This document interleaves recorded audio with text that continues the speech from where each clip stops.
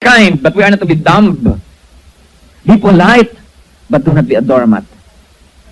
You do not permit yourself to be insulted and debased and trampled upon. Hindi natin pinapayag-payagan na tayo tapak-tapakan at dusta-dustain at durug-durugin. How do we do that, Christian? Not by being proud, not by fighting back, but by being good at something. Be excellent, be useful. Kapag tayo mahusay kang manahi, mahusay kang mag-ganchilyo, mahusay kang mag-engineer, mahusay kang trabahador, useful ka, kailangan ka ng society, hindi ka maaaring ganun-ganunin lamang. Ang mga taong walang pakinabang, sila siguro yung kahit na anong gawin sa kanila, they have no choice but to be nice because they are dependent. That's why Christians are not to be dependent. Habang may lakas na nasa ating katawan, nasa ating mga ugat, dapat tayo nagtatrabaho. Kumikita, making wealth. Mana ng mga Kristiyano ang mundo, hindi ng mga hindi mananampalataya. So be good at something. Be excellent. So you will not need to be a clown or a mascot to be accepted. Kapag kayo'y mahusay, hindi nyo kailangang magpakaaba para kayo matanggap. Stop this poverty mentality. Another indicator of poverty mentality is excessive fear of want. Yung takot na takot sa gutom. Takot na takot mawalan. Takot na walang pera. That's poverty mentality. You know why? Because the poor have experienced how it is not to have money, and they're afraid of it. Always worried about not having enough provisions. Meron pong mga batang lansangan, mga street children na sinagip ng ilang mga institusyon na nag-aalaga sa mga ito, at sila po'y itinira sa mga maayos sa mga tahanan. Alam niyo po ang napansin ng mga nag-aalaga, pag naghahapunan sila, grabing kumain yung mga street children as if there is no tomorrow. Talagang bundat na talaga sila. At hindi lang yan, kinukupit-kupit nila yung mga pagkain, tinatago nila, dinadala nila sa kanilang mga higaan. At nakita ito ng mga nag-aalaga. Sabi, bakit naman gumukuha pa kayo ng mga pagkain? Bukas ng umaga, pagising nyo, almusal na. Kasi alam nyo, natatakot sila na bukas ng umaga wala ng pagkain. Sapagkat napakarami ng mga umaga ang dumating sa kanilang buhay na walang pagkain. Wala silang pananampalataya na bukas may pagkain, kaya gumagawa sila ng paraan. But this is poverty mentality. Ano yung tinatawag nating rich mentality? Not having so much, but believing that there will be. Because God provides. Ang mga tao na masyadong natatakot magipit, natatakot mawalan, anong nagiging epekto? Paano natin malalaman na meron pala tayo ng ganung excessive fear of want? Sa pagbibigay, masyado tayong kuripot. When you give to the church, konti lang. Practical. Paano tayo? Ganon.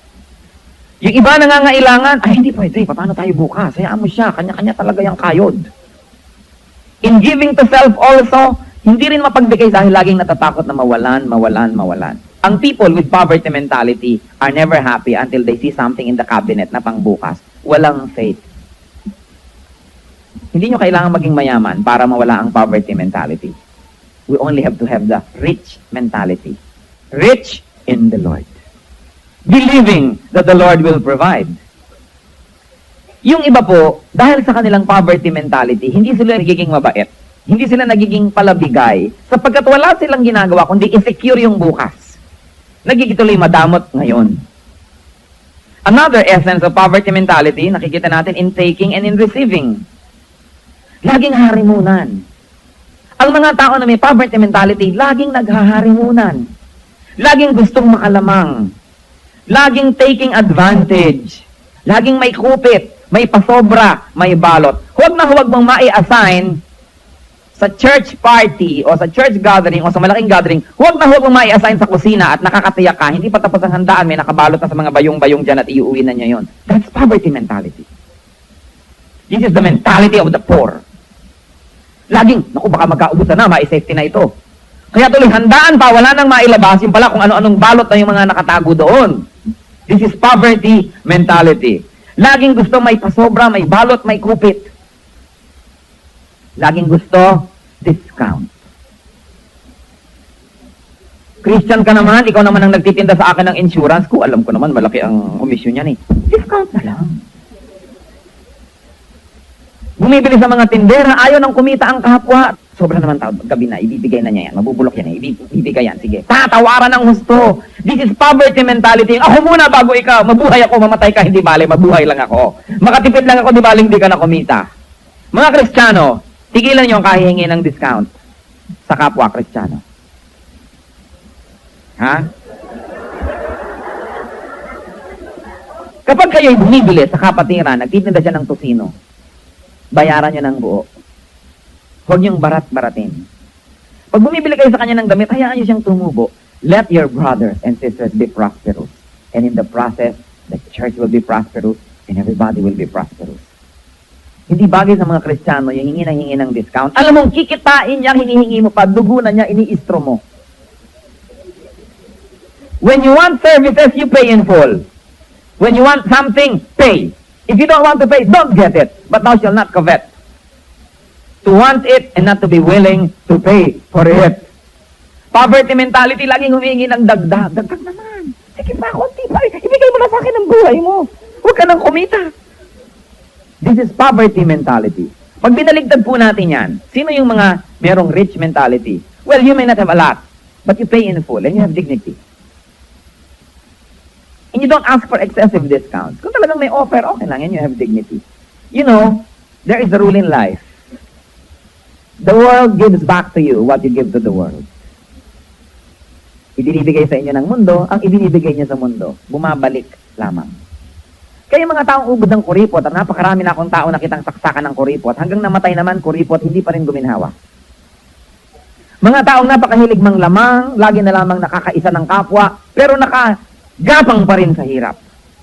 Because if you behave like a poor man, you will always be poor.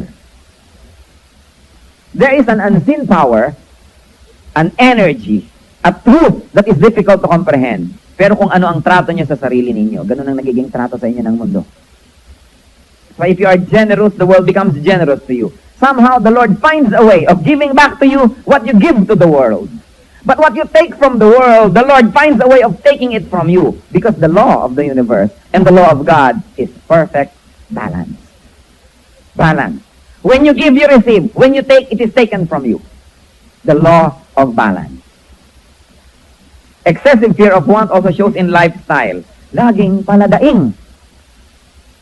Yung may mga pobre mentality, daing ng daing. Ngayon, kahit ako poor, kung wala akong poor mentality, hindi ako daing ng daing. Nakakatakutan tuloy. Eto na naman si Indaing. Eto na naman si ano naman kaya idadaing nito.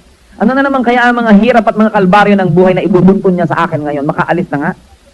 Hindi dapat pala daing ang mga Christian. If you are carrying a cross, carry it with dignity. Carry it quietly. Kung wala kang hikaw, di wala. Hindi, buti ka pa, maraming hikaw. Ako nga, wala eh. Wala man lang nagpapahiram sa akin. Eh kung wala ka magtiis, you may be poor. But if you don't have poverty mentality, people respect you. Hindi pala daing. Laging nakaparinig. Ang sarap naman ng pagkain nyo, buti pa kayo. Mabuti pa, sabihin mo lang pahingi. Diretso na. Kasing paligoy-ligoy ka pa. Kung ano-ano pang ginagawa mo. Yun na yung mga may poverty attitude, lagi nakatanghod sa kapwa. Covetous. Always desiring what they do not have. If you don't have it, then be happy with what you have. You may not be rich, but you feel rich. And it's nice to feel rich, even though you may not really be rich. Because you know that there are many rich people that feel poor. Kahit may mga milyones, hindi pa rin kontento, gusto pa rin marami pa rin milyones. They are poor. Being rich or poor is in the mind. And we have to conquer that mind. Romans said, be transformed by the renewing of your mind. In lifestyle, people with poverty mentality, palaasa. Laging nakaasa sa iba. Laging nakasandal, pabigat sa mundo. Pabigat sa magulang, pabigat sa kapatid, pabigat sa planetang ito. Hindi nakakatulong, nakakabigat. Hindi dapat ganun ang Christian. Sa church lang, alam nyo kung sino may mga poverty mentality? May church project. Sabi na, yung mayayaman nilang mag-donate, mayaman naman sila eh. Yan ang poverty mentality. Kaya ang itinatanong natin eh, bakit sila mayaman at ikaw hindi? Siguro dahil ganyan talaga ugali mo. Because the world gives back to you what you give to the world. Even the Lord says that, give and you will receive. Tuwing meron na lang gastusan, bakit ang trabaho niya, hayaan mo na siya magbayad. Ang hilig-hilig sumama sa lakaran, gusto pirming libre. Mabuti na lang kung pinipilit ka, halika, ililibre kita. Pero kung wala kang pera, manahimik ka. Mag-memorize ka ng verses. Hindi, lagi ka na lang naka-ride on, laging free ride, free ride, free ride. Malaki naman ang sweldo niya, maliit naman ang sweldo ko, kaya may lang siyang gumastos. Always coveting what the other person has. This is poverty mentality. Pag pumapasok sa inyo, mga kapatid, up. This is poverty mentality. Hindi bagay sa anak ng Diyos. Malakay 3:10-11. Bring the whole tithe into the storehouse. Anong result when people tithe? That there may be food in my house. Test me in this, says the Lord Almighty, and see if I will not throw open the floodgates of heaven and pour out so much blessing that you will not have room enough for it. I will prevent pests from devouring your crops, and the vines in your field will not cast their fruit, says the Lord. Do you have overflowing blessing? Do you have enough? And if not, siguro hindi kayo nagtatithe. Kasi hindi naman mapagbiro ang Diyos.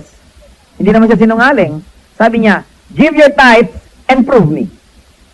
If I will not open the gates of heaven, kung hindi ko bubuksan ng langit at buhusan kayo ng kutakot-takot na pagpapalang, hindi magkakasya sa inyong mga lalagyan. Kaya meron ba kayong mga pagpapala? Kung wala, ay baligtarin niyo yung verse. Siguro hindi kayo faithful. Because if you are faithful, the Lord is faithful. Sabi, bring the tithes into my house so that there may be food in my house. Eh, sino ba naman ang nasa house of the Lord kundi tayo rin? Eh, di tayo rin ang kakain ng food na yon? Hindi naman siya. Many churches are poor because their members are poor givers. And if the church is poor, wala ding food on the table. Konting lang lesson, konting feeding. Eh kasi wala naman, hindi naman ma-afford ang church. When the people support their church, they actually support themselves because it is their church. You can never really give to God because God doesn't need anything. The Lord only likes to get so He can give it back manifold. Kaya ang tanong ko sa inyo mga kapatid, tayo po ba ay nabubuhay ng sagana? Yung sagana, hindi nakukuha sa bilang ng dami ng salapi. Paano natin na-enjoy ang whatever we have? Yun ang kasaganaan. Masagana ba kayo or not? Kasi kung hindi kayo masagana, siyasatin niyo yung sarili. Baka hindi kayo matapat. Sapagkat ang Diyos ay hindi nagbibiro. Sabi niya, bring your tithe and prove me. Pero may mga poverty mentality, kulang na nga, magtatay pa tayo. Yan ang poverty mentality. Hindi magtiwala sa Diyos na bukas may pagkain pa. Kaya yung mga pagkain ngayon, babaunin pa, itatabi sa higaan nila dahil baka bukas, wala. Bukas, pagising nila, panis na yon. Iniipis na yon, dinadaga na yon, madadamay pa sila. Para pong mga anak ng Israel nung nasa desert, the Lord would make manna rain down, yung mga ginagawa nilang tinapay. At yung iba, sigurista, sabi na, ang kunin nyo lang, yung kaya nyong kainin maghapon, yung iba, paano bukas? Nagtatabi. Inaamag, nabubulok, inuuod, yung lahat ng sobra na itinatago nila. Because the Lord likes them to be dependent on the Lord, to exercise faith. Wala pa po ako nakitang tao who is faithful in giving na talagang nagkasalat-salat at nagkapeste-peste ang buhay. Maniban na lang na siya ay si Job. And if that's the case, then it's a trial and it will pass. But the Lord is faithful, hindi naman siya nagbibiro. Sabi niya, floodgates of heaven will be opened. Alam niyo po yung mga floodgates, parang sa dam. Kung merong mga dam, may tubig dyan, may harang. Pag binuksan yung harang na yon, biglang lalabas ang tubig. Yun ang floodgate. At ganun ang picture na ibigay ni Lord. Bigla na lamang aapaw at bigla na lamang aagos ang kutakot-takot na pagpapala na kung saan-saan ang gagaling hindi natin alam. Now, the blessing of the Lord does not have to come in the form of cash. Alam niyo po ba ngayong umaga na binigyan kayo ni Lord ng regalo na siguro at least 50,000? Meron siguro 3 million. Meron siguro 1 million. Ibinigay sa inyo ngayong umaga. Alam niyo kung paano? Nasunog ba ang bahay niyo ngayong umaga? Hindi. That's worth it. Magkano ang halaga na inyong kalusugan na pagpunta nyo dito hindi kayo nasagasaan ng 3 pison? Na kung nagpa-repair kayo ng mga buto-buto nyo kung ano-ano, daan-daang libo ang gagastusin. Did you know that the Lord gave you that today by sparing you from a lot of financial disaster? That by giving you health, the Lord is giving you wealth? Isang pagkakasakit lamang sa isang pamilya ay maaring malumpo ang finances ng isang pamilya. So yung kalusugan lamang ay napakalaking regalo. Kaya ikaw naman, nasa na yung floodgate? Nasa na? Akala ka ba meron? O teka, open your eyes. The blessing does not always have to come in the form of cash. But by exempting you from possible expenses, daig mo pa ang nabigyan ng pera na nawala rin dahil gumastos ka. Count your blessings. Do not be unfaithful to God nagreklamo pa tayo. Na nakala ko ba meron, nasan na? Wala naman siguro ngayong nasunugan ng bahay niya ngayong araw na to. So that's a gift. Every time you go back to your house na nandun pa yung Lord, thank you. Kung magkano man ang worth ng bahay ninyo. Thank you, Lord, dito sa 6 million worth na ibigay mo sa akin ngayong araw na ito. At pagising mo uli sa umaga, hindi pa rin nasunog, Lord, another 6 million. How nice. And your health and your wealth, nandun pa rin. And the Lord opens floodgates. But above all that, nagbibigay pa rin siya talaga nung parang bigla na lang umuulan ng pera na hindi mo malaman kung saan nanggagaling ito. Nangyayari yun. Blessings will be poured out that there will be not enough room for it. Hindi ako naniniwala, mga kapatid, ang mga Kristiyano ay dapat mahirap. Kaya kung mahirap tayo ngayon, ay mag-isip-isip kung bakit. Sapagkat hindi gusto ng Diyos na tayo maging mahirap. Kaya ang Diyos lumikha ng napakaraming papaya sa planetang ito para makain natin, pero unbelievers lahat ang kumakain. Yung mga believers hindi na ma-afford ang papaya. Kaya siya lumikha ng napakaraming magagandang mga beaches para ma-enjoy ng kanyang mga anak. Kung hindi itong mga unbelievers na nag-enjoy ng lahat ng mga beach resort sa mundo. At kung may mga anak man ng Diyos doon, mga waiter. Hindi siya lumikha ng napakagandang mga tanawin para ipagkait sa kanyang mga anak. Pero sinong nakakapunta sa mga ito? Mga unbelievers. Hindi siya lumikha ng napakasasarap na chemistry ng pagkain at mga putahe para lang ipakain sa mga hindi nananampalataya sa kanya at sa mga sumisira sa kanyang pangalan. Pero bakit wala sa sikmura ng mga Kristiyano ang mga pagkain ito? Because we have a poverty mentality. It's time for the Christian to rise up and grab this wealth from the hands of unbelievers through honest and hard work. Enough of poverty. We have seen enough poverty in this country. Hindi ba kayo nababagabag? Na kung nakakakita tayo ng mga nasa daan, mga pulubi, mga mahirap, ay hindi na tayo nahihirapan ng loob dahil sobra na tayong nasanay na tumitig sa kahirapan. Enough of poverty in this country. The Christians will make this country rise when they realize that there's a heritage waiting for them, that there's a heritage that God wants them to take, but they have so reluctantly treated for so long a time. We Christians have a very special heritage. Christians are descendants of Abraham. Christians are children of the King. Christians are conquerors of the world. Christians are heirs of God, tagapagmana ng Diyos, tagalupig ng daigdig. Yet, many Christians behave like beggars. Many Christians think like beggars, and many Christians live like beggars. Maraming mga Kristiyano nakakalimutan kung sino sila, kung anong sila dapat, kaya kung mag-isip para mga pulubi, kung kumilos para mga pulubi, at kung mamuhay para mga pobre.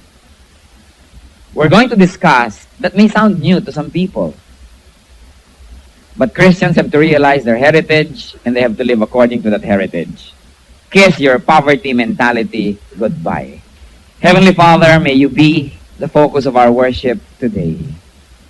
Lord, if there's anything, anyone, any reason at all, that will take our attention away from you in the name of Christ right now, we submit it at your feet. And we ask you, Lord, to consecrate us, separate us from the world, separate us from our thoughts, separate us from our selfish nature, and let us focus on you and have unity with you. Welcome us into the Holy of Holies. We look into the veil, into your holiness, O God. Reveal yourself to us. Let your spiritual truth be turned into pieces of information that we can understand. You know how you made us. You know what we can understand and what we cannot. So we ask you to bless us. Lift us up to higher grounds so we can see you. And in the name of Christ, we bind the spiritual enemy. We forbid all works of darkness to influence us, to affect us, to surround us. We break you, strongholds of evil, in the name of Jesus Christ. And we welcome you, dear Holy Spirit. Minister unto your people. We love you. We seek you, but we cannot see you apart from your help. So teach us. Open our spiritual eyes so that we can have seeing eyes. Open our spiritual ears so we can have hearing ears. Open our hearts, our minds, and let ourselves be your temple. Lord, speak to your people. You are the true speaker. Bless all of us. Glorify yourself. Accomplish the purpose for which you gathered us today. And in the name of Christ, if there's anyone here that resists your word, we release him or her through the power of the blood of Christ. Let our hearts be fertile grounds for your words, where they will grow and bear fruit. Take delight in your people. sit on your throne of power. Take over, O God. We seek you in Jesus' mighty name. Amen. Ano po bang ibig sabihin nitong poverty mentality? Mahirap po sigurong i-define ang ibig sabihin ng poverty mentality. Sabihin natin how the poor think. But let's take a glimpse into how this manifests in our lives. Ano po ba ang mga manifestation at mga palatandaan that we are thinking like poor people? Alam niyo po, hindi kapintasan maging mahirap, pero definitely hindi rin karangalan na maging mahirap. We should be set free, if not from material poverty, from poverty mentality. Because we are children of the King. What is the number one sign of poverty mentality? Masasabi natin, meron pala akong mentality ng mga pobre na hindi naman bagay sa akin dahil anak ako ng Diyos na mayaman. Una, excessive fear of rejection. Takot na ma-reject, takot na hindi ma-in, takot na hindi ma-approve, kaya kung ano ang gagawin para lang siya maging katanggap-tanggap. People with poverty mentality volunteer to be inferior so as not to threaten other people. Sila na mismo ang nagsasabi, oh sige, alilain mo ako, dustain mo ako, gawin mo akong trapo, sige na. Maging katanggap-tanggap lang ako sa'yo. People with poverty mentality accept positions of inferiority though their skill, their talent, or their situation can give them a better position. Tinatanggap nila. People with poverty mentality allow themselves to be trodden underfoot, tapak-tapakan, gawing trapo, all to be accepted and liked. Many people have accepted that they are low, and so they are resigned to a lowly state. Kahit kailan, sila na mismo ang nagvo-volunteer na magpakadusta at magpakahamak. Kaya yun naman mga taong hindi naman sila balak hamakin, nagkaka-ideya, hinahamak tuloy sila. Dahil sila na ang kauna-unahang nagsasabi at nag-a-advertise, hamakin ninyo ako. Alilain mo ako. Abusuhin mo ako. Sige, pagtrabahuhin mo ako ng walang bayad, okay lang. Murahin mo ako. Pagalitan mo ako, okay lang. Is this how the children of the King should behave? There is a great miseducation among Christians. Malaking mental damage sa mga Christians ang misunderstanding of the Beatitudes. Yung sinasabing, blessed are the poor in spirit. Ang pinag-uusapan doon ay poverty in spirit, not poverty materially. Kahit po kailan, hindi naging pagpapala ang kahirapan. Poverty has never been and will not be a blessing. Kasi sabihin natin, mabuti na yung mahirap tayo, malapit tayo sa Diyos. Mahirap naman kasing maging makadiyos kung ikay mayaman. Lalo po sigurong mahirap maging makadiyos kung tayo mahirap at walang makain. People steal, people go into prostitution, people do all kinds of sinful things because they are poor. Pakonsuelo de bobo ng mga kapwa ko mahirap na sabihin, mabuti na yung mahirap, malayo sa tukso. Sino may sabi na isinampay nga ng kapitbahay na tutukso kang nakawin dahil wala ka nun? Baguhin natin yan. Pag sinabi sa Bible na, blessed are the poor in spirit, ibig sabihin nun, those that consider their spirituality too poor that they cannot deserve going to heaven. Therefore, they have to rely on a Savior. That's why they are blessed. At sino yung rich in spirit, yung sinasabi, aba, mabuti na ako, hindi naman ako smuggler, hindi naman ako masama, kayo na lang ang mag-Bible study, I'm okay. Yun po ang tinatawag na rich in spirit, kaya hindi sila mabe-bless. Pero pag sinabing poor in spirit, people that consider themselves so spiritually poor that they can never, ever deserve heaven. Therefore, they will need a Savior. Kaya sila nabe-bless. Another misconception, blessed are the meek, for they will inherit the earth. O kaya, meek ako, mapagpakumbaba, sige, do anything. The Beatitudes, 3/4 of them have something to do with salvation. And to say, blessed are the meek, hindi po yun yung nagpapaapi. Hindi yung binabatok-batukan na nakangiti pa. You are meek to God when it comes to salvation, that you are not proud, you are not self-righteous. Sa salvation ang pinag-uusapan sa mo, ay bawa ko, ay, hindi ko kaya yan, hindi ka ko dyan, wala akong pwedeng ipagmalaki. You can be blessed. Because then you will realize that you cannot be saved on your own. Therefore, you will rely on Christ. But then, brothers and sisters, Beatitudes is not our lesson. But I only like to emphasize this because so many Christians have been so grossly miseducated on the meaning of the Beatitudes that they have thought that poverty has become a virtue. 1 Peter 2:9-10, but you are a chosen people, a royal priesthood, a holy nation, a people belonging to God, that you may declare the praise of Him who called you out of darkness into His wonderful light. Namnamin ninyo po ang sinasabi nito.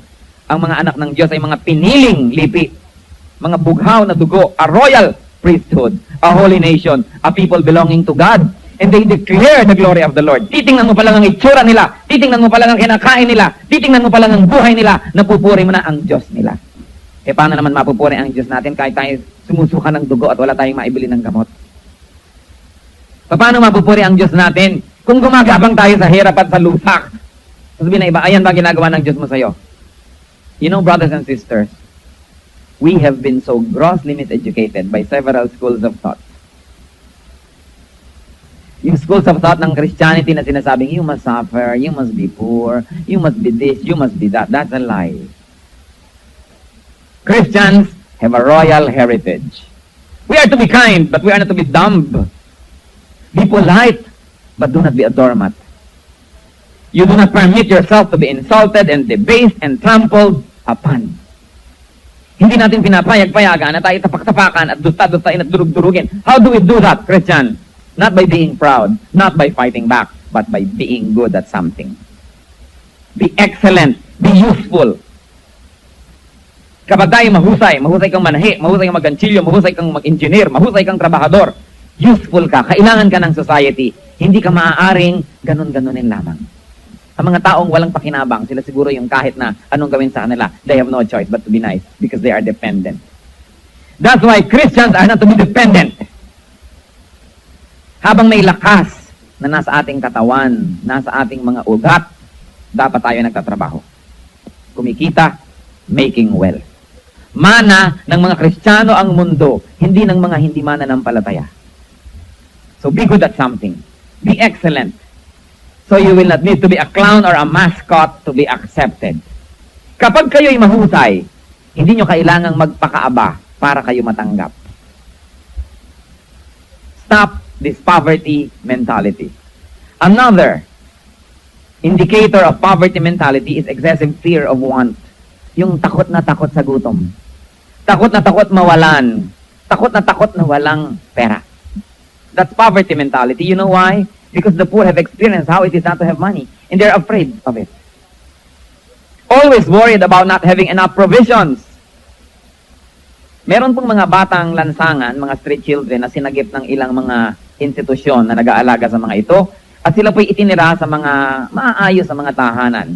Alam niyo po ang napansin ng mga nag-aalaga pag naghahapunan sila, grabing kumain yung mga street children as if there is no tomorrow. Talagang bundak na talaga sila at hindi lang yan, kinukupit-kupit nila yung mga pagkain, tinatago nila, dinadala nila sa kanilang mga higaan. At nakita ito ng mga nag-aalaga. Sabi, bakit naman kumukuha pa kayo ng mga pagkain? Bukas ng umaga, pagising nyo, almusal na.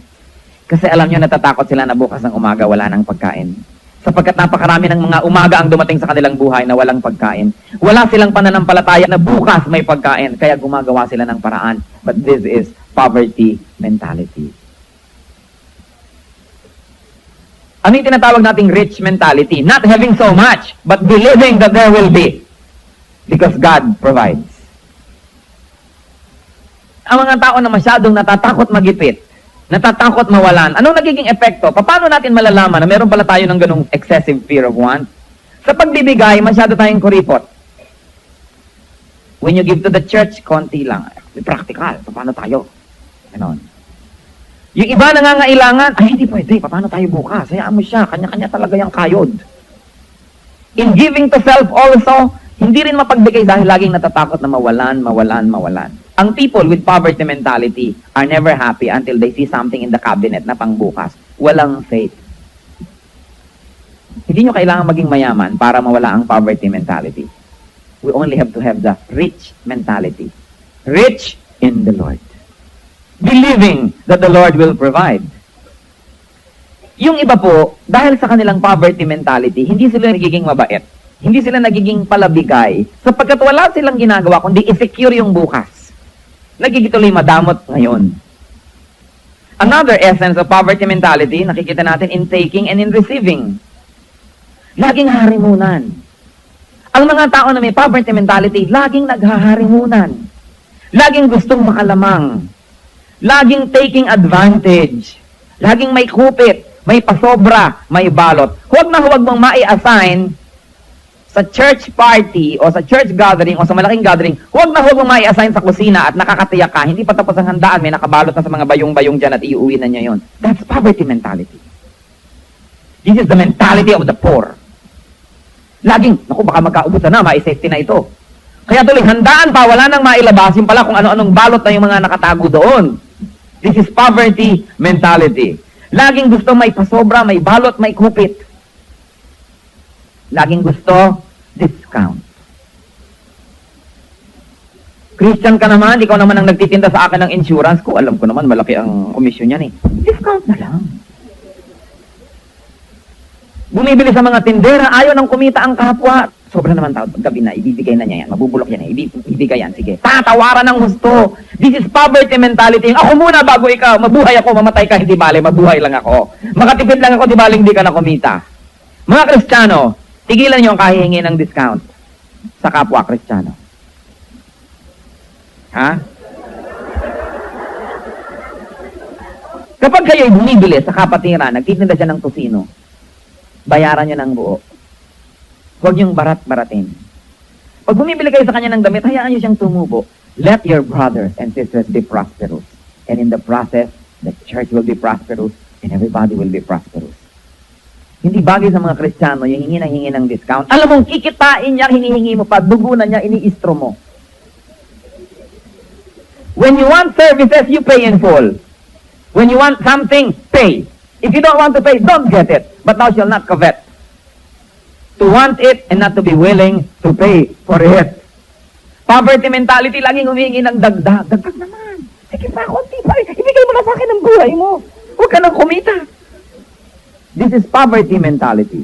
Pag binaligtad po natin yan, sino yung mga merong rich mentality? Well, you may not have a lot, but you pay in full and you have dignity. And you don't ask for excessive discounts. Kung talagang may offer, okay lang, and you have dignity. You know, there is a rule in life. The world gives back to you what you give to the world. Ibinibigay sa inyo ng mundo, ang ibinibigay niya sa mundo, bumabalik lamang. Kaya mga taong ubod ng kuripot, at napakarami na akong tao nakitang saksakan ng kuripot, hanggang namatay naman kuripot, hindi pa rin guminhawa. Mga taong napakahilig mang lamang, lagi na lamang nakakaisa ng kapwa, pero nakagapang pa rin sa hirap. Because if you behave like a poor man, you will always be poor. There is an unseen power, an energy, a truth that is difficult to comprehend. Pero kung ano ang trato nyo sa sarili ninyo, ganun ang nagiging trato sa inyo ng mundo. So if you are generous, the world becomes generous to you. Somehow the Lord finds a way of giving back to you what you give to the world.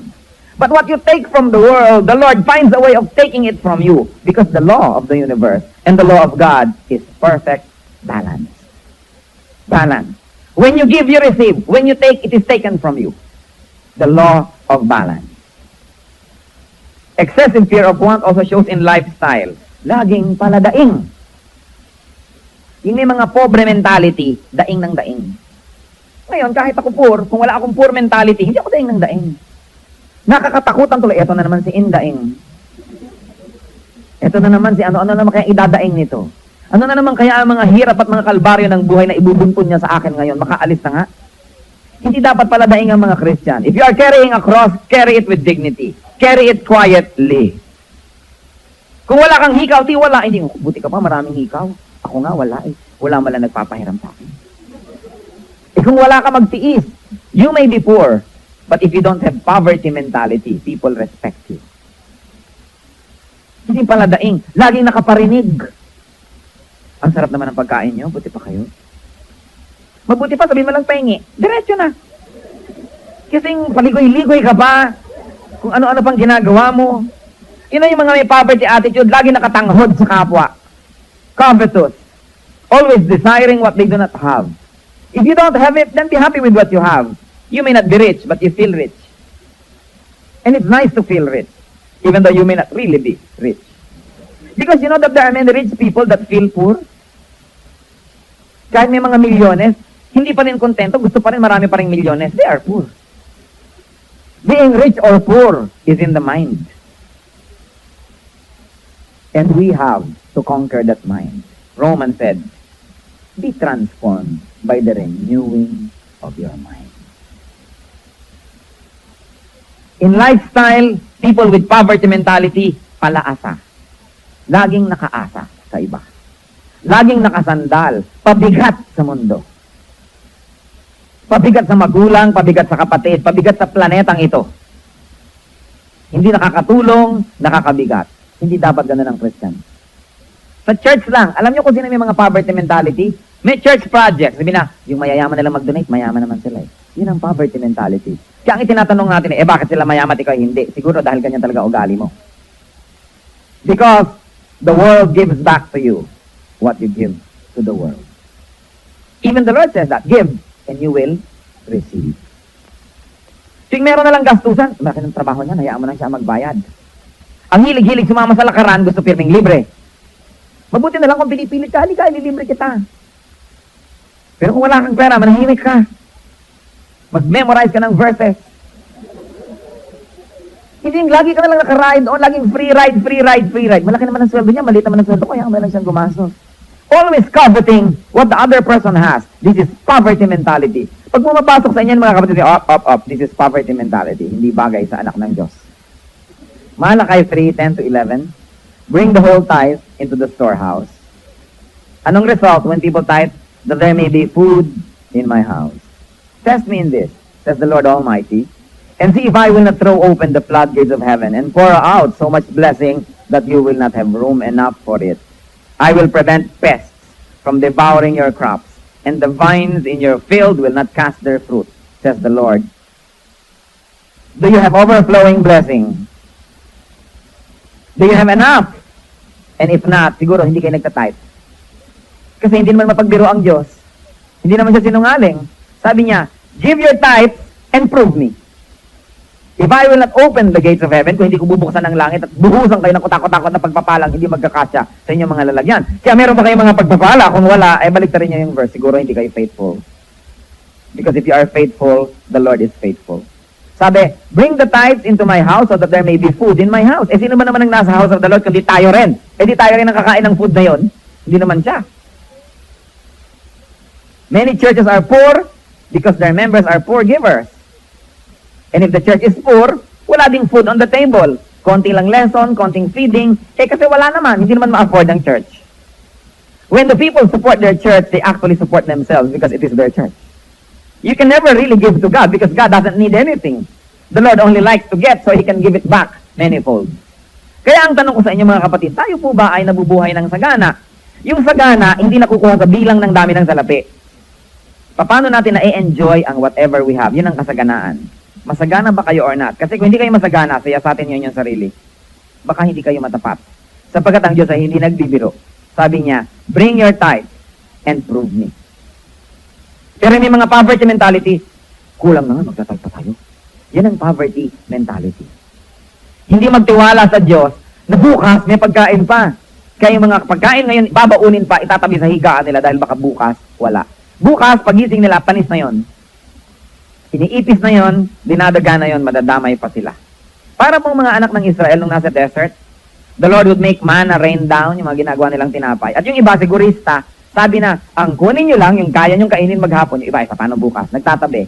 Yung inaamag, nabubulok, inuuod, yung lahat ng sobra na itinatago nila. Because the Lord likes them to be dependent on the Lord, to exercise faith.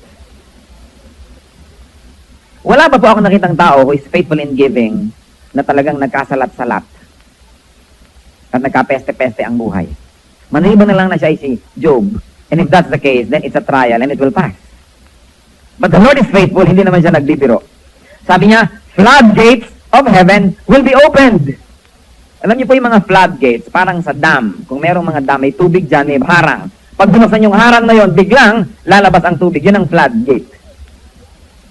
At ganun ang picture na ibinigay ni Lord. Bigla na lamang aapaw at bigla na lamang aagos ang kutakot-takot na pagpapala na kung saan-saan ang gagaling hindi natin alam. Now, the blessing of the Lord does not have to come in the form of cash. Alam niyo po ba ngayong umaga na binigyan kayo ni Lord ng regalo na siguro at least 50,000? Meron siguro 3 million. Meron siguro 1 million. Ibinigay sa inyo ngayong umaga. Alam niyo kung paano? Kaya nasunog ba ang bahay niyo ngayong umaga? Hindi. That's worth it. Magkano ang halaga na inyong kalusugan na pagpunta nyo dito, hindi kayo nasagasaan ng 3 pison? Na kung nagpa-repair kayo ng mga buto-buto nyo kung ano-ano, daan-daang libo ang gagastusin. Did you know that the Lord gave you that today by sparing you from a lot of financial disaster? That by giving you health, the Lord is giving you wealth? Isang pagkakasakit lamang sa isang pamilya ay maaring malumpo ang finances ng isang pamilya. So yung kalusugan lamang ay napakalaking regalo. Kaya ikaw naman, nasa na yung floodgate? Nasa na? Akala ka ba meron? Pwede ka, open your eyes. The blessing does not always have to come in the form of cash. But by exempting you from possible expenses, daig mo pa ang nabigyan ng pera na nawala rin dahil gumastos ka. Count your blessings. Do not be unfaithful to God. Nagre-reklamo pa tayo. Na nasaan? Nakala ko ba meron? Nasaan na? Wala naman siguro ngayon nasunugan ng bahay niya ngayong araw na to. So that's a gift. Every time you go back to your house, na nandun pa yung Lord, thank you. Kung magkano man ang worth ng bahay ninyo. Thank you, Lord, dito sa 6 million worth na ibigay mo sa akin ngayong araw na ito. At pagising mo uli sa umaga, hindi pa rin nasunog, Lord, another 6 million. How nice. And your health and your wealth, nandun pa rin.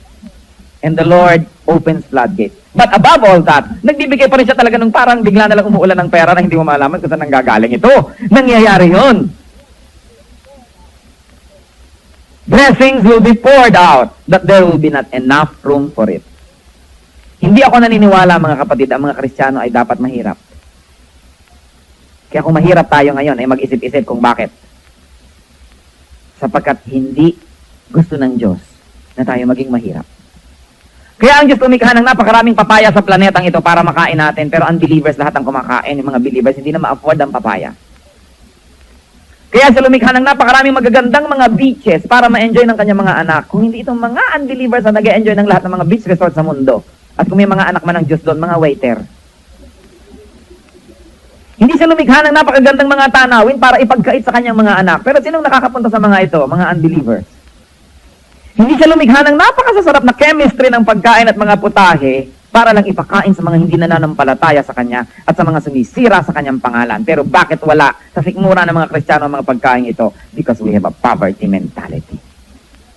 It's time for the Christian to rise up and grab this wealth from the hands of unbelievers through honest and hard work. Enough of poverty. We have seen enough poverty in this country. Hindi ba kayo nababagabag? Na kung nakakakita tayo ng mga nasa daan, mga pulubi, mga mahirap, ay hindi na tayo nahihirapan ng loob dahil sobra na tayong nasanay na tumitig sa kahirapan. Enough of poverty in this country. The Christians will make this country rise when they realize that there's a heritage waiting for them. That there's a heritage that God wants them to take, but they have so reluctantly treated for so long a time. Masyado na tayong maraming nakitang mahirap. Masyado tayong maraming kamag-anak na mahirap. Masyado tayong maraming kilala, mga kaibigan, mga kapitbahay na mahirap. Kailan pa yan matatapos? Pag ang kayamanan ng mundong ito ay hawak ng mga Kristiyano, na maski mga unbelievers ang naghihirap ay tutulungan nila, dun pa lang ang tunay na kalayaan mula sa kahirapan. The wealth of this planet must be in the hands of God's people. And for a beginning, for a start, kiss your poverty mentality goodbye. Stop thinking, stop behaving, stop living like poor men. And remember our heritage. Sabi ni Lord sa Malakay 3, hindi ko papabayaan na kainin ng mga peste ang inyong mga halaman. Kung ano man yon, kung hindi kayo agriculturist, negosyo, hindi ko papayagan na malaglag ang mga bunga ng inyong mga puno hanggang hindi pa sila hinog. Yan ang sabi ng Panginoon. Ano yun? This is economics. The Lord is talking about economics. I will make you prosperous. I will make you rich. I will make you wealthy. How many of you will blast kung saan mayaman? Christians must be rich. Because we have a rich God. But Christians, you must be righteously rich, not filthy rich. Fear of want kills generosity and kindness. Kapag ang tao laging sigurista, takot na takot mahirapan, hindi siya nagiging mabait. Wala siyang ginawa kundi magsubi ng magsubi, kumbaga sa sungka. But of course, you don't know sungka kasi you play computers. Wala na silang ginawa kundi magtabi. Kumahig ng kumahig. Hindi na tayo nagiging mapagbigay. Samantalang sabi ni Lord, give. Ano po ang sabi ng Lord's Prayer? Matthew 6:11, give us this day our daily bread. When the Lord gives you bread that is more than your need for the day, the Lord wants you to give it away to someone. Hindi para itago. Kasi tomorrow's need will receive tomorrow's grace. Ang pangangailangan bukas ay tatanggap ng pagpapala na para bukas. Kaya kung ang pagpapala natin ngayong araw na ito ay sobra-sobra sa pangangailangan sa araw na ito, meron tayong mission na dapat gawin. You know, many people are so selfish. They can close their eyes to the needs of other people because they are thinking of their tomorrow while this brother is dying today. When there's somebody that needs it very much, you say, I might need it tomorrow, but I don't need it now, so have it. Let God take care of tomorrow. Because if we take care of our godliness today, God will take care of us tomorrow. Sabi sa Matthew 6:34, therefore, do not worry about tomorrow, for tomorrow will worry about itself. Each day has enough trouble of its own. Meron akong kilala na napakapalabigay. At sabi ng comment ng ibang kakilala niya, siguro ang yaman-yaman mo, siguro ang dami-dami mong nakaimbak, kaya ka palabigay. At sabi niya, kung alam niyo lang na talagang wala akong savings, bukas nga wala akong pera. Magbigay ka ng bigay. Because that's the way it is. That is the rich mentality. You don't have to be rich to have it. And you don't have to be poor to have a poverty mentality. The Bible said, therefore, do not worry about tomorrow. For tomorrow will worry about itself. Let the day's own trouble be sufficient for the day. You know why many people are miserable? Because they use today's resources for the problems of a lifetime. Kasi sabi nila, paano naman yung next month? Paano naman yung next year? Ang layo pa nun. Yung grace for today kasi ina-allocate mo para bukas, wala ka tuloy ngayon. Yung grace ngayon, para ngayon. Don't get me wrong, hindi naman ibig sabihin wala na kayong savings, wala kayong planning for life. But what I'm telling you is this, and let your spirit judge you. Alam nyo kung may need ang iba, at alam nyo kung ipinagkakait nyo lang yan dahil you are playing sigurista. Kung hindi tayo nagkakait sa ating kapwa, hindi magkakait sa atin ng Diyos. Sabi niya, whatever you do to the least of this, you do unto me. Kung ano man ang ginagawa mo sa mga pinakamaliliit na ito, sa akin mo yung ginagawa. At alam niyo po ba ang Diyos ayaw niyang siya may utang? Alam niyo bang ayaw ng Diyos na siya may utang? Kaya oras na nagbigay tayo sa kanya, binibigay niya agad, marami agad sobra, sapagkat ayaw niyang may utang. Napakasarap magpautang sa Diyos. Yung iba naman ang iniisip, utangan ng Diyos. Kaya laging mahirap at laging nahihirapan. Philippians 4:19, and my God will meet all your needs according to His glorious riches in Jesus Christ. Christian, how can you ignore this verse? Paano tayo maaaring matagal na magbulag-bulagan sa sinasabi ng verse na ito at patuloy na mabuhay sa takot at patuloy na mabuhay like a poor man and to have a poverty mentality? Philippians 4:19, and my God will meet all your needs according to His glorious riches in Jesus Christ. Maiksi ba ang kamay ng Diyos? Hindi ba niya tayo kayang abutin? Nagkukulang ba ang mga kayamanan ng Diyos para hindi niya mabigyan ng pangangailangan ng kanyang mga anak? Many people are not able to let God prove Himself because they depend on themselves too much. It's not wrong to be working and to use all of your resources to be productive. But on top of it all, we should only really be dependent on God. Another manifestation of poverty mentality is excessive fear of big things. And take note of this, tayo mga Pilipino, alam niyo, mahal na mahal ko ang ating lahi, subalit marami tayong mga kapintasan na dapat ding ayusin. Meron tayo ng small nest mentality. Si Nick Joaquin has a word for it. And I don't like the word that he used for it. Pero meron talaga tayong small nest mentality. Tingnan nyo na lang. At hindi ko pinipintasan ang mga meron nito. Tingnan niyo ang mga sari-sari store.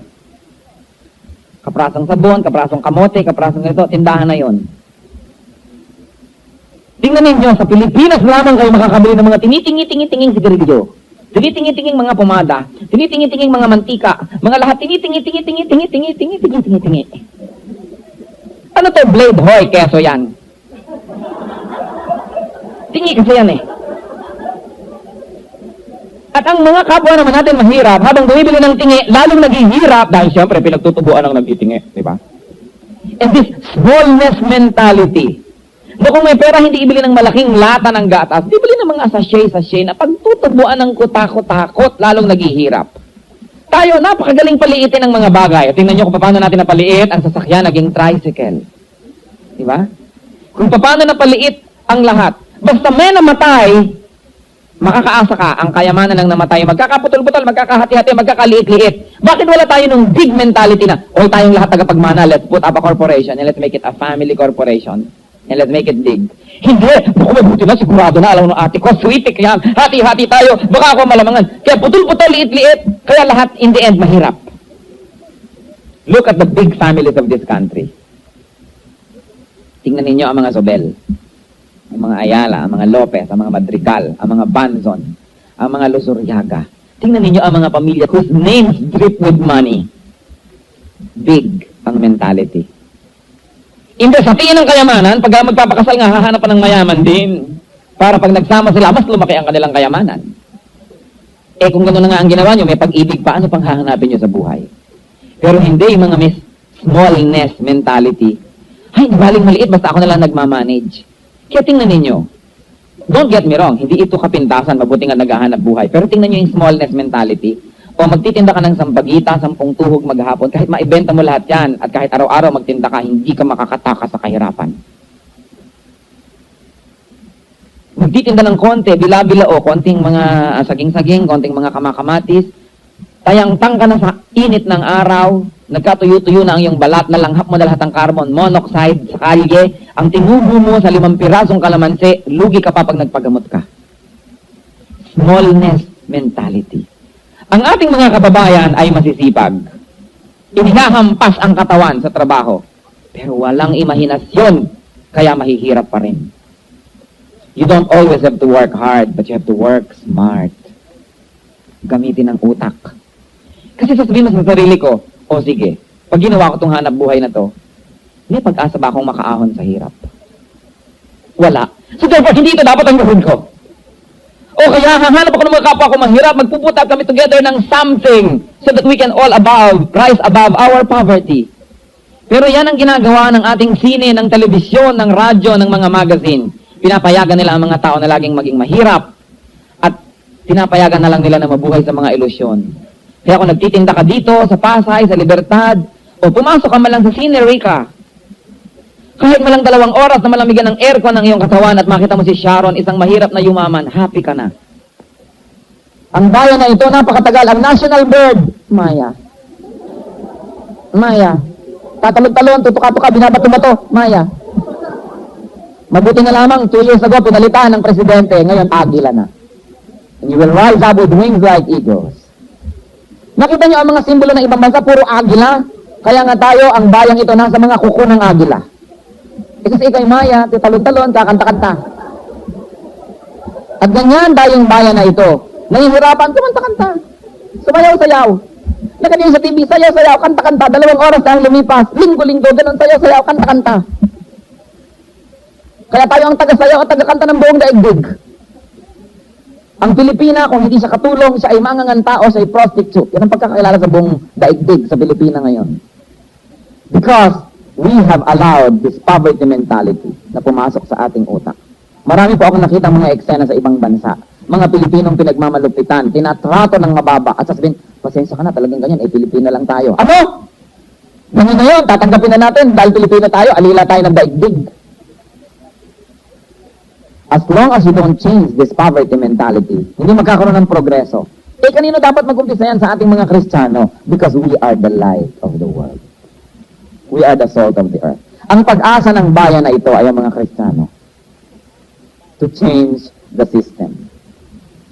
Deuteronomy 10:17, for the Lord your God is God of gods and the Lord of lords, the great God, mighty and awesome. Alam nga naman ang mga anak niya, hindi. John 14:12, I tell you the truth. Anyone who has faith in me will do what I've been doing. He will do even greater things than this. In the ministry, in our private life, the Lord expects greatness because He has given us all the capacity, all the power to be great. If Christians are to conquer the world, to win the lost, to inherit the earth, they should first leave their poverty mentality and begin to do great things. Sa ating mga Kristiyano, ano pa po ang manifestation ng poverty mentality? Setting very low standards. Church naman yan, pwede na yan, ganyan-ganyan na lang. Very low standards for the ministry. Dahil meron tayong wrong concept na pag-ministry dapat simple. Sino sabi nun? Nang ipinagawa ng Israel ang templo, they made a very fabulous temple for the Lord. And it was the talk not only of the town, it was the talk of the world, the Temple of Solomon. Hindi lang sila gumamit ng mga chippy-chippy materials. They had to get cedars from Lebanon. They had to quarry to get the finest stones. And they built it. At pati mga sulfe, mga tahe, mga buhol na sa Bible. Basahin nyo kung paano gagawin ng mga kurtina, paano gagawin ng mga tali, paano gagawin ng sanctuary and everything. Sino may sabi sa inyo na ang God natin ay chippy-chippy? Kaya tuloy pag gumagawa tayo ng ating mga fellowship centers, sa mga churches, walang katesti-testimony sa mundo that our God is great. Nakita niyo ang mga kulto, alam niyo na yun. Pag nagpagawa sila ng mga templo nila kay lalaki at kay bibilis matapos. Kasi wala silang poverty mentality. They give, they really give. Alam niyo ang merong poverty mentality dito sa bansang ito, ang mga Kristiyano, evangelical Christians. Pagka hindi pa binigyan ng Amerikano ng dollar, hindi makapagpagawa ng church. Pagka hindi pa binigyan ng Koreano ng pera, hindi makapagpagawa ng prayer mountain or something or this or that. Laging nakaasa. Kasi sabi nila, kasi mahirap naman tayong Pilipino. Hindi yan totoo. Tignan ninyo, ang number 1 na religion sa bansang ito, mahirap ba? Hindi.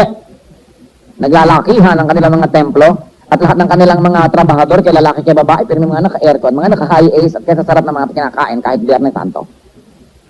Hindi sila nag-behave like poor people. Tingnan nyo yung kulto na number 1 local cult dito. Ang dami-dami nilang pera. Hindi totoo na walang pera ang bayan na ito. The Archdiocese of Manila sends so much money to Rome every year that it is the richest archdiocese in the world. Hindi totoo. Pero bakit ganun ang mga Kristiyano? Kuripot. Something is wrong. Something is very wrong with the way we think. And with the way we behave. And with the way we support the church. Sa atin, yung pastor naman yan, di mahirapan, talagang ganun. Nagpastor siya eh. This is poverty mentality. Nag-full-time work siya ng mission, di magutom, talagang ganyan ang buhay. It's part of it. Si Kristo nga, walang bahay. Wrong mentality. That's why we are not able to attract bright men and women to the ministry. Because, what do? We starve them to death. All that young people have to see are pastors and full-time workers and missionaries, and they'll say, ayoko maging ganyan. Because we don't support them well. Kapag nakita mo na ang asawa ng pastor na medyo maganda ang damit, sabi mo na, type yata namin yan, yung suot niya. Or something. Poverty mentality. Ayaw mo nang makita yung she should not always be going there in the first place. Pero pagka-Kristiyano ang mga singer, dapat tiwai. Kaya tuloy pagbuka ng bunga nga ng singer, nakikita mo pa yung tingang bisugo na kinain niya. Hindi man lang maka-afford ng toothpaste. We are so unkind to Christians. Pag Christian school, gusto mo agad may discount. Christian store, gusto mo agad bakalan. Pagka-Kristiyano, lalo tayo generous. Sabi natin, hindi na ako tatawad. Kristiyano naman yan. Sa lahat kikita yan, magta-type yan. Yung church niya, kahit hindi ko church yan, magpa-prosper yan. We must have this rich mentality. Naku, Christian printer ito, hinga natin ng discount. Christian ano to, hinga natin ng puro discount. Kaya tuloy, walang kakwenta-kwentang kliyente ang Kristiyano. We should set high standards. And yet, how can we eradicate poverty mentality? Unang-una, we should accept ourselves. But be functionally acceptable. Do not be what you are not. Begin with what you have. Look at yourself and see, what can I do? Alam niyo, Kristiyano, kung kayo ay malusog, dapat meron kayong trabaho. Kung hindi kayo employed, dapat may ginagawa kayo na pagkakakitaan. Mag-buy and sell, do something. But it's a crime and it's a shame for a Christian to be idle at umasa sa kapwa. Liba na lang tayo bedridden, hindi ka na makakilos, paralitiko ka o something. Pero habang malusog ang iyong katawan, hindi mo lang dapat buhayin ang iyong sarili. You must produce something in excess of what you need so you can be productive. Trust God for provision. Do your part and trust God to do His. Take big steps of faith. Forget your smallness mentality. And if you want to be rich, you want to be prosperous, do something outrageous. Give, give, give, give. Pressed down, shaken together, and running over will be poured into your lap. For with the measure you use, it will be measured to you. Alam niyo po, napakaganda ng example na ito, lalong-lalo sa pagtitinda ng halimbawa bigas o mais, yung mga grains, mga buto-buto, lalo nung unang panahon, yan ay sinasalop. Sinusukat-sukat ng mga salop o mga balde-balde o mga tabo-tabo. Pagka medyo madaya ka, na tindera, pag nagtakal ka ng bigas, pagbagsak ng bigas yan ay bumubuhaghag para puno agad. At saka medyo nakahiga pa ng konting salop para pag ganun mo, medyo may malaglag pang konting bigas para yung binayaran niya, huwag niya makuha. Ganon. Pero ang ganda po ng picture dito, sabi niya, give and it will be given you. How will it be given you? Sabi niya, a good measure. Tama ang sukatan. Pressed down. Iniktik pa. Hiniksik. Ano? Shaken together. Tingnan niyo yung salo, pag may bigas yun, i-shake niyo. Tingnan niyo. Uuho yung bigas. Uuho. Malalagyan niyo pa. Kaya sabi, hiniksik, shaken together, running over. Yung lampas-lampas pa. And it will be given to you that way when you give. Sabi, because with the measure you use, you will be measured. Napakaganda ng picture. When you give to the Lord and to the Lord's work, kapag ganito kalaki ang inyong sukatan at inyong yung ganon din kalaki ang gagamitin sa pagbibigay sa inyo. Pero kung ang sukatan ninyo sa pagbibigay sa Lord ay tansan, and itansan din ang sukatan pabalik, kaya nga tayo gagapag sa hirap. But if we are generous, the Lord is generous. The Bible said that kung ano ang iyong panukat sa pagbibigay, yan ang gagamiting panukat sa iyo sa iyong pagtanggap. Kaya yung mga taong gustong lumamang, nalalamangan. Yung taong kuripot din sa kanya ang mundong ito. But the generous person, hindi bulagsak ha, o even yung pagpapalitin yung generous sa bulagsak. But a generous person will receive generosity from the Lord. What are the results of breaking through our poverty mentality? Number one, a whole new world. A whole new perspective. Romans 12:2, do not conform any longer to the pattern of this world, but be transformed by the renewing of your mind. Then you will be able to test and approve what God's will is. His good, pleasing, and perfect will. Another result of breaking through mentality, poverty mentality, you are going to set up your foundation for prosperity. Naaayos yung pundasyon na pagpapatungan ng pagiging maluwag, ng pagiging mayaman. Psalm 1:3, a person thou who delights in the Lord is like a tree planted by streams of water, which yields its fruit in its season, and whose leaf does not wither. Whatever he does, he prospers. Ang prosperity at spirituality ay magkakambal. Huwag niyong sabihin na poverty and spirituality ay magkakambal. Walang ganong verse.